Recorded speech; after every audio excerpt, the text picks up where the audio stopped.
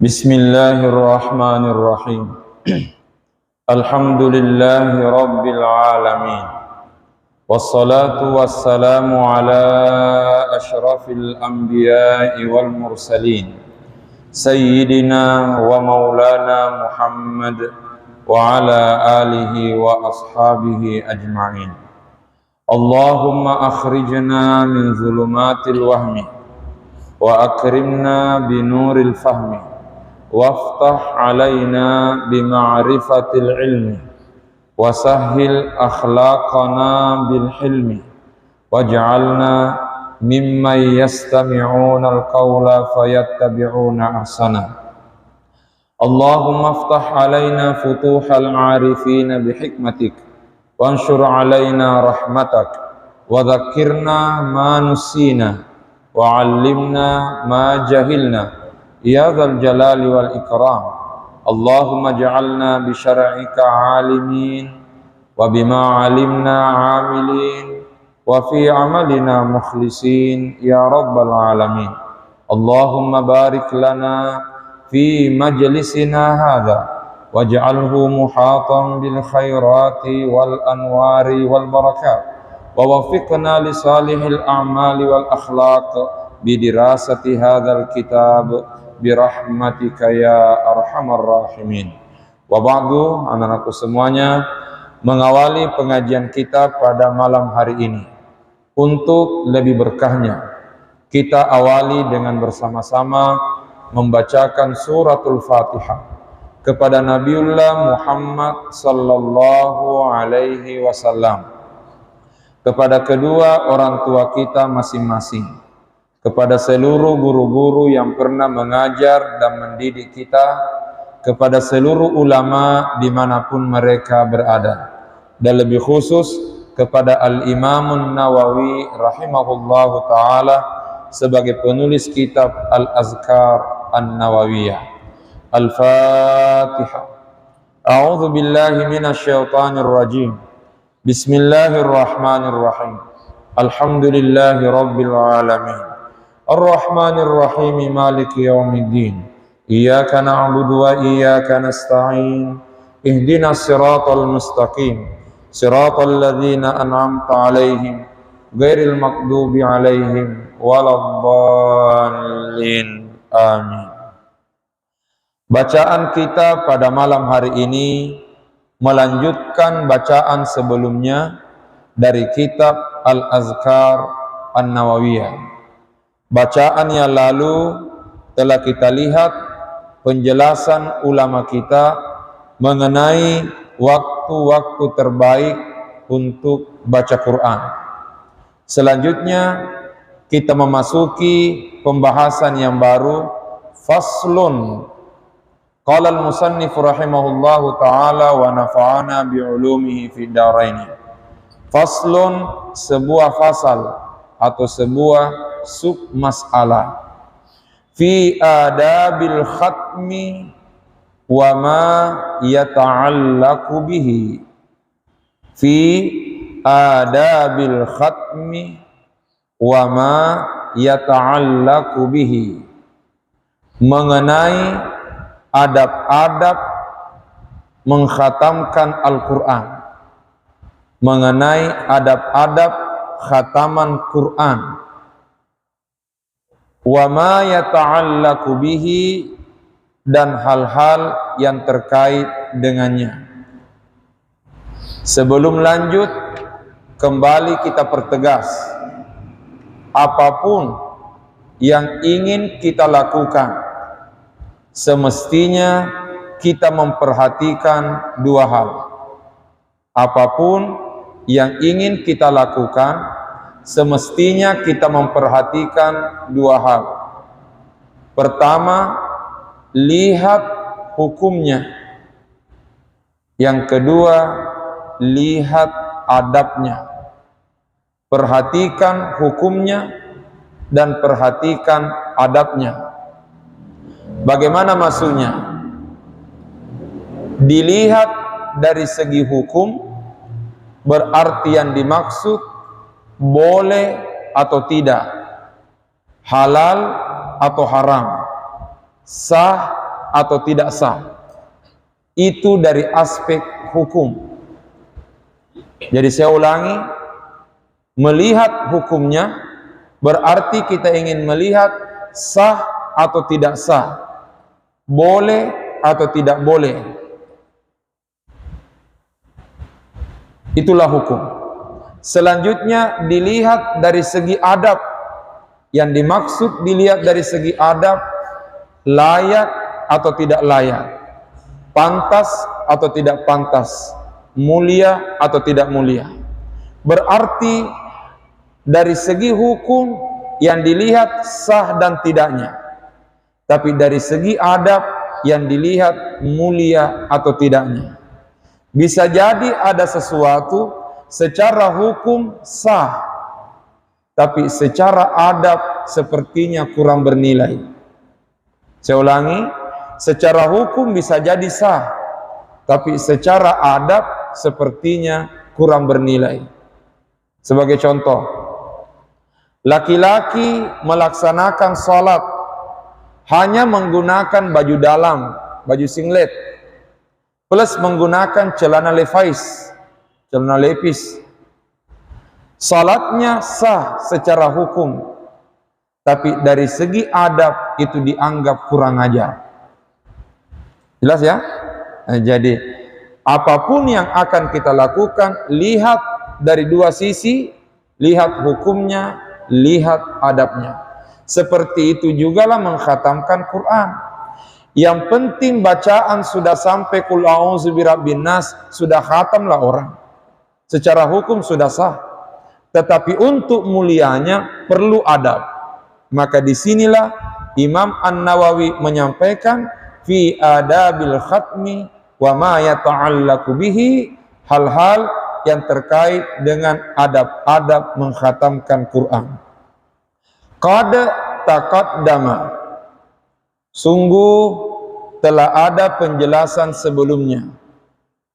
Annal khatma lil qari'i wahdahu, annal khatma lil qari'i wahdahu, bahwasanya mengkhatamkan Al-Quran bagi pembaca seorang, bagi pembaca Al-Quran semata, bahwasanya khataman Al-Quran bagi yang membaca Al-Quran semata, artinya khusus untuk yang membaca, yustahabbu ayyakuna fi salatin, dianjurkan ia khatamkan Al-Qurannya di dalam salat.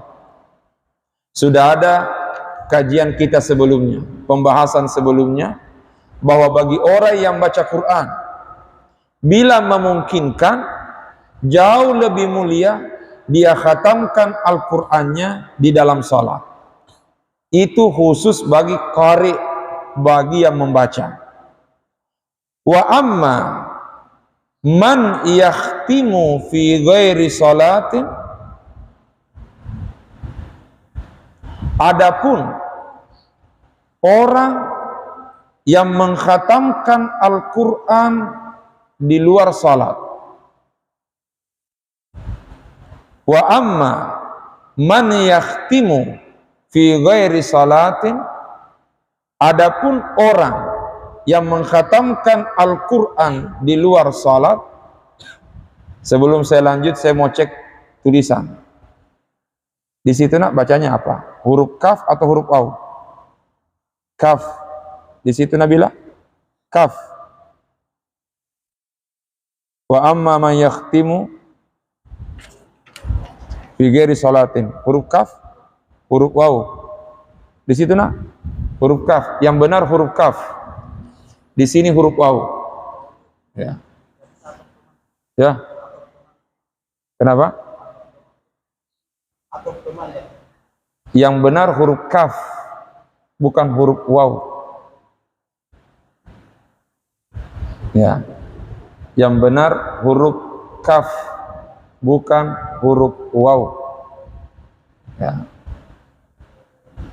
Sekalipun tidak salah kalau huruf waw, karena namanya nahu, bisa kita bermain di sana. Tapi aslinya huruf kaf. Ya. Kal jamaati. Ya. Adapun orang yang mengkhatamkan Al-Quran di luar salat, seperti ya, kal jamaati, bahkan ada naskah yang menyebut bentuk jamak, kal jamaati, ada juga menggunakan bentuk jamak. Kal jamaati, seperti kumpulan orang, seperti sekumpulan orang. Alladzina yajtami'una mujtami'in, mereka berkumpul untuk mengkhatamkan Quran. Seperti sekumpulan orang, mereka sama-sama berkumpul untuk mengkhatamkan Al-Quran. Di situ apa bacanya di situ? Yakhtimuna. Oke. Kal jama'atil ladina yakhtimuna mujtami'ina. Yang benar yakhtimuna. Di sini yajtaminu. Nah, ini cetakan. Nah. Di situ yakhtimuna. Ini sudah dua kesalahannya kita temukan. Yakhtimuna mujtami'in, seperti sekumpulan orang berkumpul mengkhatamkan Quran. Fayustahabbu ayyakuna khatmuhum, maka dianjurkan khataman Qur'annya itu fi awwalil laili, di awal malam. Saya ulangi, adapun orang yang ingin mengkhatamkan Quran di luar salat, seperti berkumpul banyak orang ingin mengkhatamkan Quran, maka fayustahabbu ayyakuna khatmuhum fi awwalil laili, dianjurkan khataman Qur'annya itu di awal malam, au awwalin nahari, atau di awal siang, artinya di pagi hari. Boleh di awal malam, artinya ba'da maghrib, antara maghrib dan isya khataman Quran, atau di awal siang, artinya di pagi hari. Kama taqaddama, sebagaimana penjelasan sebelumnya. Coba kita lihat dua pasal sebelumnya. Ternyata di sana disebutkan bahwasanya kalimat terakhir sebelum faslun fil awqatil mukhtarah, sebelum bacaan kita yang lalu, kalimat terakhirnya, di situ disebutkan riwayat dari sahabat Nabi yang bernama Sa'ad ibni Abi Waqqas radhiyallahu anhu. Dikatakan bahwa idza wafaqa khatmul Qur'ani awwalal laili, apabila khataman Quran bertepatan dengan awal malam, artinya bila kita mengkhatamkan Quran di awal malam, sudah lihat bacanya? Kalimat terakhir sebelum bacaan kitab pekan lalu. Kalimat terakhirnya sebelum pasalnya lalu. Idza wafaqa khatmul Qur'ani awwalal laili, apabila khataman Quran bertepatan dengan awal malam, sallat alaihil malaikatu hatta yusbiha, maka malaikat akan senantiasa mendoakannya sampai pagi hari. Itulah sebabnya dianjurkan di awal malam, supaya malaikat panjang waktunya mendoakan kita. Wa in wafaqa khatmuhu akhiral laili, apabila khataman Qur'annya bertepatan dengan akhir malam, berarti kalau akhir malam berarti sudah masuk awal siang, pagi hari maksudnya. Sallat alaihil malaikatu hatta yumsi, maka malaikat akan selalu mendoakannya sampai sore hari. Itulah sebabnya kalau kita berkumpul banyak untuk khataman Quran, sebaiknya awal malam, maksudnya antara maghrib dan isya, atau sebaiknya pagi hari, ba'da subuh, atau setelah salat isyraq atau setelah salat duha. Tujuannya apa? Supaya malaikat yang mendoakan kita memiliki waktu yang panjang. Artinya kita didoakan dalam durasi waktu yang cukup panjang, karena begitu kita khataman, malaikat mendoakan kita sampai sore hari atau sampai pagi hari. Wa yustahabbu siyamu yaumil khatmi, dan juga dianjurkan puasa pada hari khataman Quran. Dianjurkan juga puasa pada hari khataman Quran. Pertanyaan, puasa apa namanya ini? Puasa apa namanya? Ketahuilah, puasa itu sama dengan salat. Kalau salat ada namanya salat mutlak, maka puasa ada juga siam mutlak, shaum mutlak.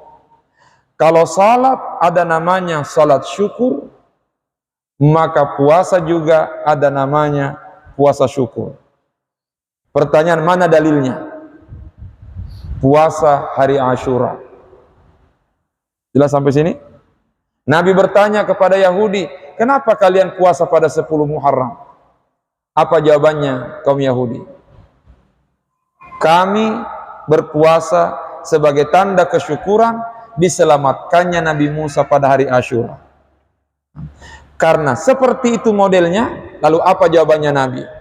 Saya dan umatku lebih layak bersyukur kepada Allah atas keselamatan Nabi Musa. Jadi awal mulanya puasa Asyura itu adalah bersyukur atas nikmat Allah kepada Nabi Musa. Yang kedua, puasa Senin. Nabi ditanya, ya Rasulullah, mengapa engkau berpuasa pada hari Senin? Jawabannya, saya berpuasa karena pada hari itu fihi wulidtu wa fihi bu'istu. Karena pada hari Senin saya dilahirkan dan pada hari Senin saya dilantik jadi nabi. Artinya apa? Nabi berpuasa pada hari Senin sebagai tanda kesyukuran hari itu. Berarti siapa yang dilahirkan di sini hari Rabu? Siapa yang ada yang kelahirannya hari Rabu? Ada. Bolehkah saya berpuasa pada hari Rabu, Ustaz? Jawabannya boleh. Dan itu bagian dari sunnah Rasul. Oh, tidak ada dalilnya, itu bid'ah itu. Tidak ada kita baca dalam kitab dianjurkan puasa hari Rabu. Oh, tidak ada dalilnya. Jawabannya, kita mengikuti prakteknya Rasulullah. Nabi prakteknya memang hari Senin karena memang lahirnya hari Senin.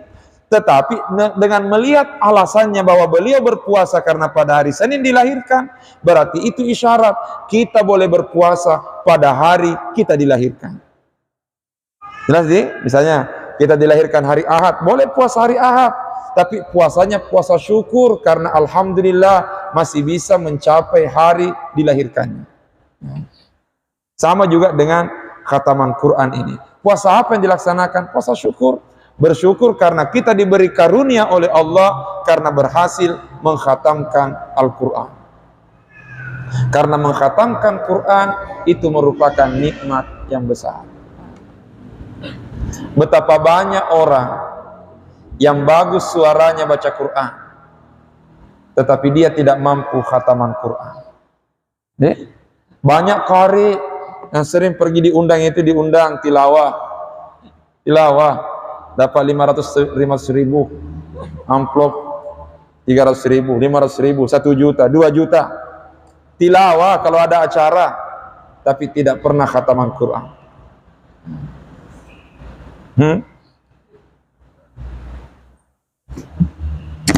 Banyak yang rajin baca surah Yasin, suratul Kahfi, muncul istilah Yasinan Kahfian, tapi khataman tidak pernah. Padahal kita diinginkan untuk mengkhatamkan Quran. Silahkan yasinan, silahkan kafian, silahkan tabarakaan, ya, tabaraka, silahkan rahmanan, silahkan waqi'iyatan dan sebagainya. Tapi upayakan khatam Quran juga. Nih, kalau belum bisa 3 juz sehari, 1 juz mau, ya. Intinya adalah ahabbul a'mali ilallahi adwamuha wa in qalla. Amal yang disukai oleh Allah adalah amal yang terus-menerus dilakukan sekalipun bisa jadi jumlahnya sedikit.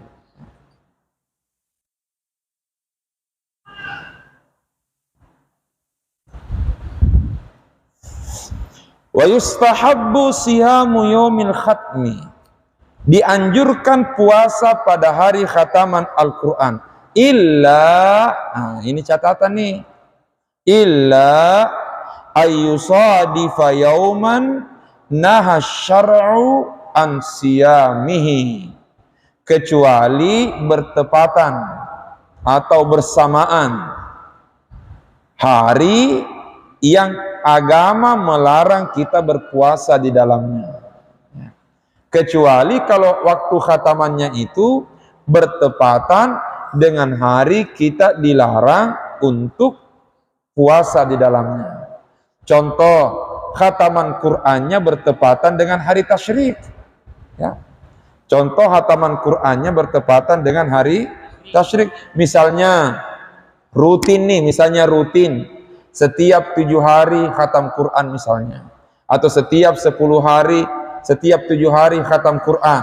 Berarti hari ke-7 khatam, hari ke-14 khatam, hari ke-21 khatam. Tapi begitu masuk bulan Zulhijjah, hari ke-7 bagus khataman. Tapi begitu sampai pada hari ke-7 Zulhijjah, khataman sekaligus puasa. Oke, karena memang hari yang mulia. Tapi begitu hari ke-7 kedua bertepatan dengan hari ke-14 Zulhijjah. Oh, lepas. Nah, ataulah misalnya 6 hari khataman Quran atau 5 hari khataman Quran. 5 hari pertama atau 6 hari pertama khatam Quran, silakan puasa. Tapi begitu hari ke-6 yang kedua, berarti hari ke-12 ini berarti masuk pada hari tasyrik, tidak boleh puasa. Silahkan khataman, tapi jangan puasa. Sama juga dengan yang kemarin ini. Karena ada juga yang memviralkan tidak dianjurkan puasa Asyura kemarin, gara-gara bertepatan dengan hari Jumat. Ada yang kirim ke WA saya, Ustaz gimana ini? Ada yang mengatakan tidak boleh puasa besok hari Asyura karena bertepatan dengan hari Jumat. Kalau mau puasa hari Asyura nanti hari Jumat, maka puasa dulu hari Kamisnya atau puasa juga hari Sabtunya. Tapi kalau cuma hari Jumatnya mau puasa tidak boleh, dengan alasan ada larangan puasa pada hari Jumat.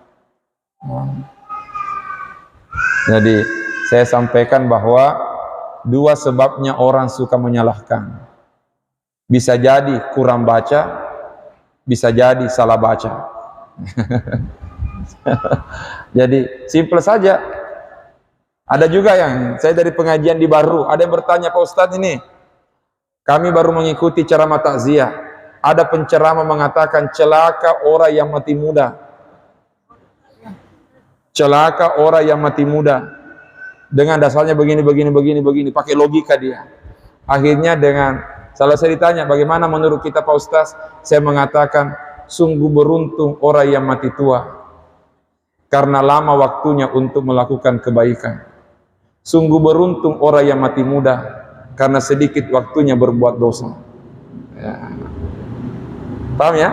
Nah, jadi saya ditanya, Pak Ustaz gimana tanggapan? Saya mengatakan, sungguh beruntung orang yang mati tua, karena lama waktunya melakukan kebaikan. Sungguh beruntung orang yang mati muda, karena sedikit waktunya berbuat dosa. Jadi pilih mana nih? Mati tua atau mati muda? Ya, Nabi mengatakan dalam salah satu doanya, Allahumma in kanatil hayatu khairan li, Allahumma fa ahyini in kanatil hayatu khairan li. Ya Allah, hidupkan aku bila kehidupan itu baik bagiku. Wa tawaffani idza kanatil wafatu khairan li. Wafatkanlah aku, matikanlah aku bila memang kematian itu baik bagiku. Jadi tidak perlu kita berdoa, ya Allah panjangkan usiaku. Jadi doa yang terbaik minta kebaikan. Ya Allah, Allahumma ahyini in kanatil hayatu khairan li. Ya Allah, hidupkanlah aku bila kehidupan itu baik bagiku. Wa tawaffani idza kanatil wafatu khairan li. Wafatkan aku, matikan aku bila memang kematian itu baik bagiku. Ku napa mati ki pelek kuang selama deceng, alhamdulillah. Wa yustahabbu siyamu yaumil khatmi, dianjurkan berpuasa pada hari khataman Al-Qur'an, illa ayyusadifa yauman nahasyar'u anhu nahasyar'u an siyamihi, kecuali bila bertepatan atau bersamaan hari kita dilarang oleh agama berpuasa di dalamnya. Wa qad sahha an Talhata bin Musarrifin, sungguh terdapat riwayat sahih dari Talha ibni Musarrif, wal Musayyib ibni Rafi'in, dan Musayyib ibni Rafi', wa Habib, itu huruf kha atau huruf ha? Hakele, nah, huruf ha. Di sini huruf kha. Salah lagi nih. Ya. Yang benar itu huruf ha. Wa Habib ibni Abi Thabit. Ada yang membaca wa Hubaib. Ya. Entah yang mana yang benar di sini. Ada yang baca wa Hubaib, ada yang baca Habib. Tapi yang sempat kami temukan lebih banyak membaca wa Habibin. Wa Habibin ibni Abi Thabit, dan Talha ibni Musarrif, Al-Musayyib ibni Rafi', Habib ibni Abi Thabit, At-Tabi'in Al-Kufiyyin. At-Tabi'in, mereka ini bertiga, ketiganya ini termasuk golongan Tabi'in, berarti bertemu sahabat Nabi tapi tidak pernah bertemu dengan Nabi di dunia nyata. Bisa jadi bertemu dengan Nabi di alam mimpi. Dan ingat, siapa yang berjumpa dengan Rasulullah dalam mimpinya, maka itu benar adanya, seolah-olah dia berjumpa dengan Nabi di dunia nyata. Ya. Allahumma amin.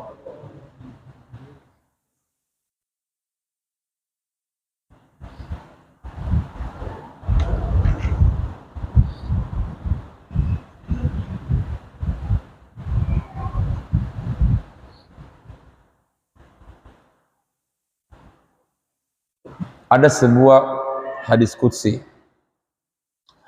Laqad tala syauqul abrari ila liqa'i wa ana ila liqa'ihim asyaddu syauqan. Saya ulangi. Laqad tala syauqul abrari ila liqa'i wa ana ila liqa'ihim asyaddu syauqan. Sungguh sangat rindu hambaku yang baik ingin berjumpa denganku, tapi aku jauh lebih rindu ingin berjumpa dengan hambaku yang baik. Karenanya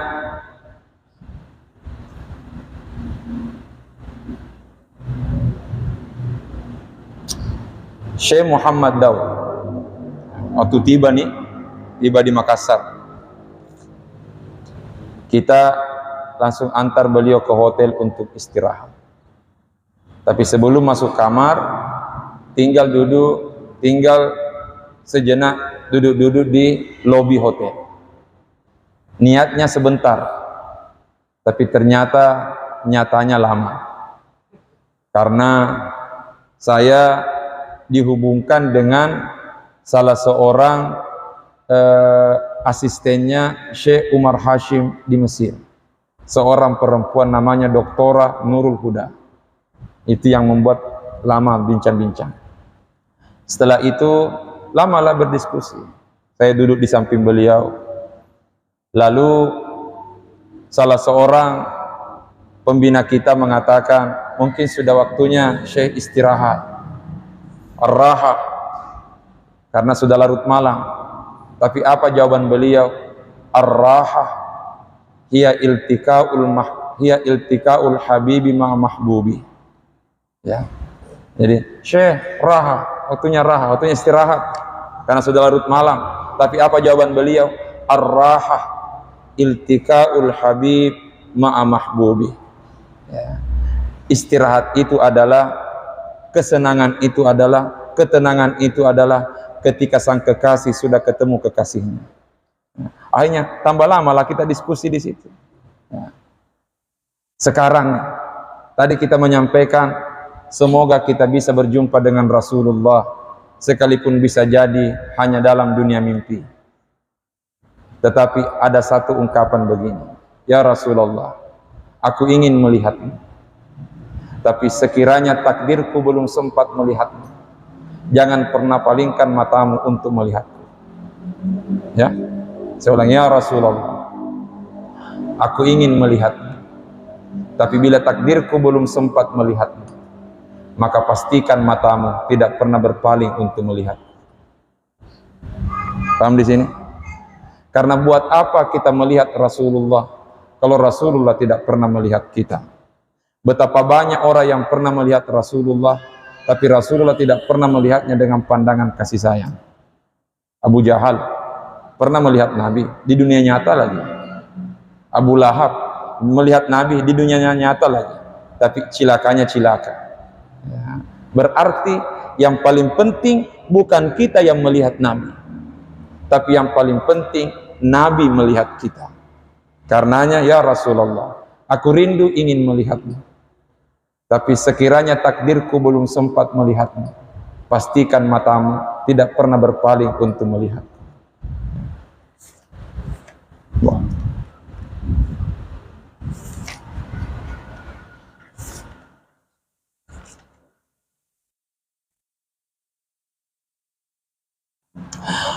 At-tabi'in, mereka bertiga ini golongan tabi'in.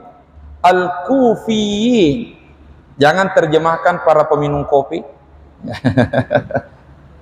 Jangan sampai kalian terjemah al-kufiyin ini peminum kopi nih. Al-kufiyin maksudnya ulama dari Kufah. Ya. Ulama dari Kufah, salah satu daerah di Irak. Rahimahumullahu ajma'in, semoga Allah merahmati mereka semuanya. Annahum kanu, bahwasanya mereka itu yang tiga orang tabi'in tadi ini tentu bersama dengan ulama-ulama yang lain. Kanu yusbihuna siyaman, mereka selalu berpuasa. Yusbihuna siyaman, mereka selalu berpuasa. Yang mana di situ nak dipahami selalu berpuasa? Dari penggunaan dari penggunaan fi'il mudhari asbaha yusbihu. Fi'il mudhari itu menunjukkan sekarang dan seterusnya. Berarti ini selalu, ya. Kecuali ada keterangan yang menunjukkan tidak demikian. Yusbihuna siyaman, mereka selalu berpuasa. Al-yauma, pada hari alladzi yakhtimuna fi, pada hari mereka khataman Quran.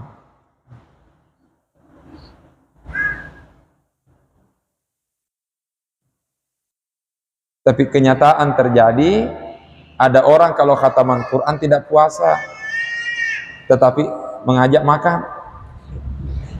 Ada syukuran nih, syukurannya bukan dengan puasa, tapi potong kambing, ya, manggerek manu, baca-baca doa, lalu makan-makan.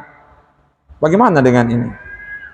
Intinya adalah pada saat khataman dianjurkan ada amal lebih selain doa. Ada ibadah tambahan selain doa khataman. Ibadah tambahan boleh dengan puasa, ibadah tambahan boleh dengan sedekah. Jadi memanggil orang kumpul lalu kita memberi makan, itu sedekah, ya. Jadi itu tidak jadi sedekah. Karenanya ada dua pilihan, mau sekali puasa atau mau bersedekah, atau mau dua-duanya, ya. Atau mau dua-duanya, puasa tomi, sedekah tomi. Wa yustahabbu huduru majlisil khatmi, dianjurkan menghadiri majlis khataman Quran. Yustahabbu huduru majlisil khatmi, dianjurkan menghadiri majlis khataman Quran liman yaqra'u, bagi orang yang sementara membaca. Artinya mungkin dia belum khatam, tapi kalau ada orang khataman dianjurkan dia menghadiri. Liman yaqra' wa liman la yuhsinul qira'ata, dan bagi orang yang belum bagus bacanya. Dan bagi orang yang belum bagus baca Qur'annya juga dianjurkan menghadiri majlis khataman Qur'an. Pertanyaan, apa kira-kira hikmahnya? Jawabannya, karena ketika khataman Quran, ingat tadi hadisnya dari Sa'ad ibn Abi Waqqas, kalau ada orang khataman Quran, malaikat mendoakan dia sampai sore hari, sampai malam hari, sampai pagi hari. Maka itu berarti ketika ada orang khataman Quran, malaikat rahmat turun dari langit menaunginya. Berarti ketika ada khataman Quran, disitulah rahmat turun kepadanya. Karenanya dianjurkan kita menghadiri, agar yang menghadiri pun juga mendapatkan rahmat dari Allah. Itu semua karena berkahnya Al-Quran.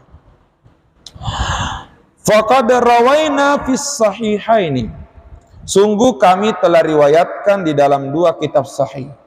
Artinya kami kutip di dalam dua kitab sahih, Sahih Bukhari dan Sahih Muslim. Ada hadis Nabi, anna Rasulullah sallallahu alaihi wasallam amara, apa bacanya di situ? Pakai alif? Setelah ya pakai alif? Tidak. Jadi apa bacanya? Huyada. Oke. Di situ pakai alif? Tidak pakai alif? Oke. Saya lupa ingat. Amaral huyada bil khuruji yaumal idi. Nabi, coba perhatikan ini. Nabi sallallahu alaihi wasallam memerintahkan wanita-wanita haid untuk keluar pada hari raya Id, baik Idul Fitri maupun Idul Adha. Nah, perhatikan lagi, salah lagi di sini. Di sini tertulis fayashhaduna, tidak pakai waw. Di situ bacanya apa? Pakai lam atau pakai fa? Fa. Di situ pakai fa, tidak pakai waw. Tidak pakai waw. Nah, yang benar fayashhadna. Kenapa? Karena perempuan jamak. Ya. Jelas ya? Karena huyat ini wanita-wanita haid, berarti banyak nih. Jadi kita mesti kembali ke ilmu saraf. Fa'ala fa'ala fa'alu, fa'alat fa'alata, dan seterusnya. Ya.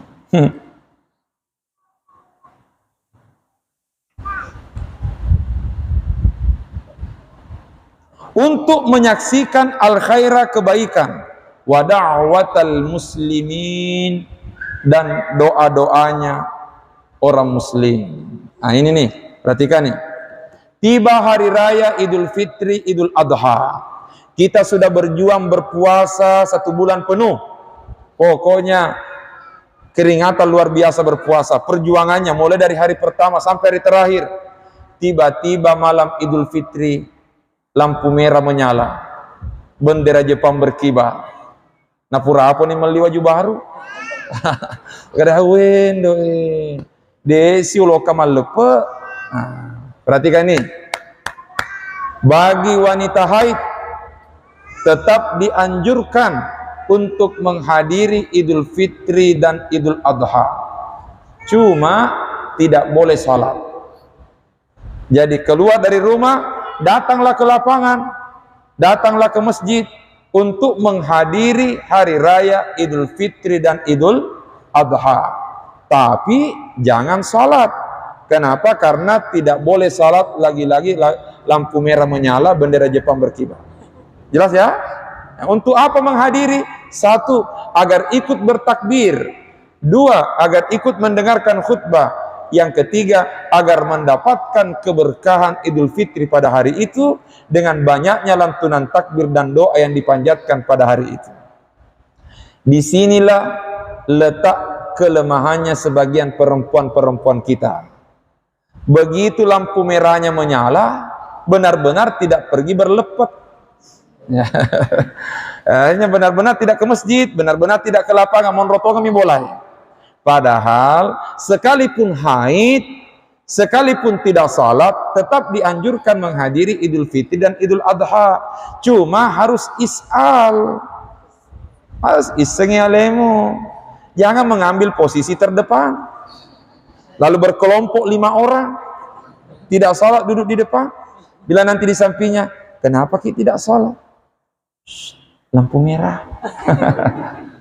Sebaiknya is'al, ambillah posisi di belakang untuk ikut berzikir kepada Allah.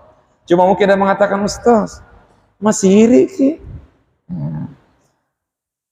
Sesuatu yang baru dimulai, kadang memang ada pertanyaan.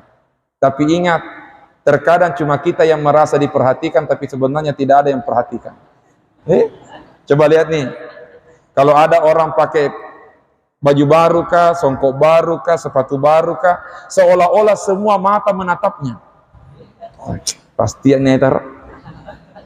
Begitu ada orang batuk-batuk, seolah-olah merasa, nah batuk-batuki bajuku, nah batuk-batuki songkok. Padahal tidak, Ji. Kebetulan orang sakit di sampingnya.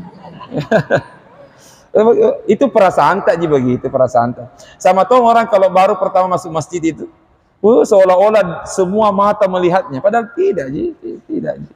Cuma perasaannya mentok begitu. Tapi ingat, kalau itu terus dilakukan seiring berjalannya waktu, semua itu akan hilang. Ya. Semua itu akan hilang. Kita hanya butuh waktu. Ya. Karenanya jadi jangki malu kalau Kak Ustaz tidak salat, tetapi pergi Idul Fitri, Idul Adha. Jangan malah tinggal di rumah. Pergilah Idul Fitri, Idul Adha untuk mengikuti takbiran, untuk mendengarkan khutbah dan sebagainya. Tapi jangan salat. Seperti inilah kaitannya dengan khataman Quran.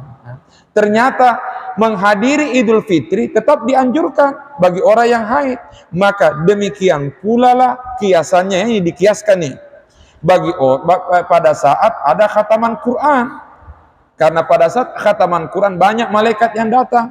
Oleh karenanya bagi orang yang belum selesai khatamannya, bagi orang yang belum bagus baca Qurannya, tetap dianjurkan untuk menghadiri acara khataman Quran, paling tidak untuk mendapatkan keberkahan pada waktu itu.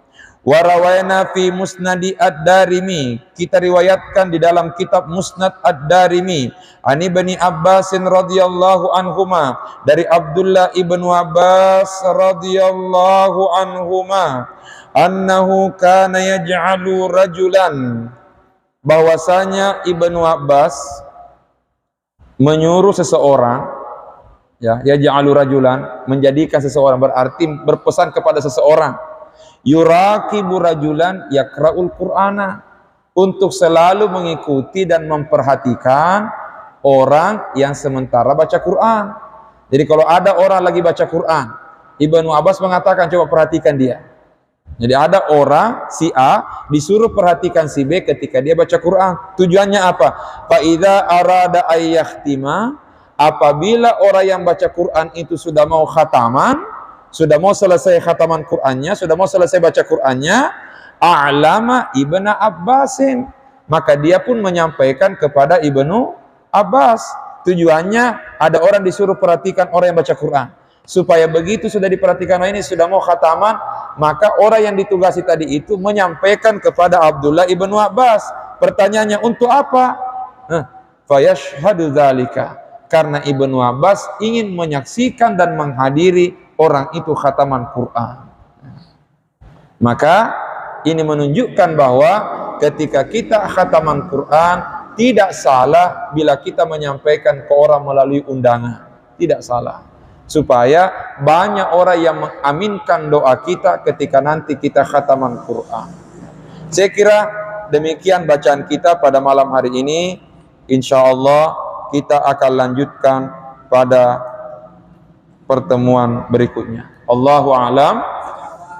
A'udzu billahi minasyaitonir rajim. Bismillahirrahmanirrahim.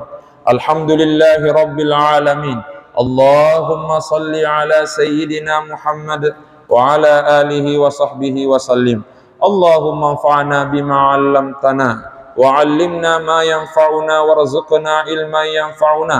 Rabbana zidna ilman warzuqna fahman. Subhanaka la ilma lana illa ma 'allamtana innaka antal alimul hakim. Rabbana atina fid dunya hasanah wa fil akhirati hasanah wa qina adzabannar.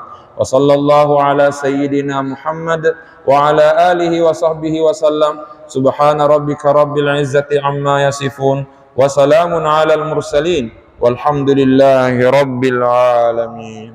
Allahumma salli afdala salatin ala as'adi makhluqatika sayyidina Muhammad wa ala alihi wa sahbihi wa sallim adada ma'lumatika wa midada kalimatika kullama zakaraka dzakiruna wa ghafala an dzikrihil ghafilun. Sekali lagi, Allahumma salli afdala salatin ala as'adi makhluqatika sayyidina Muhammad wa ala alihi wa sahbihi wa sallim adada ma'lumatika wa midada kalimatika kullama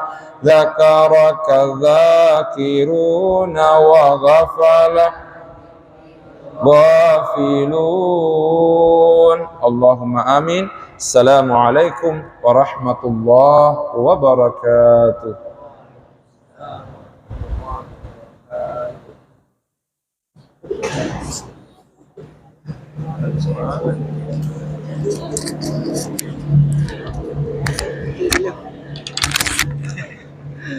Saya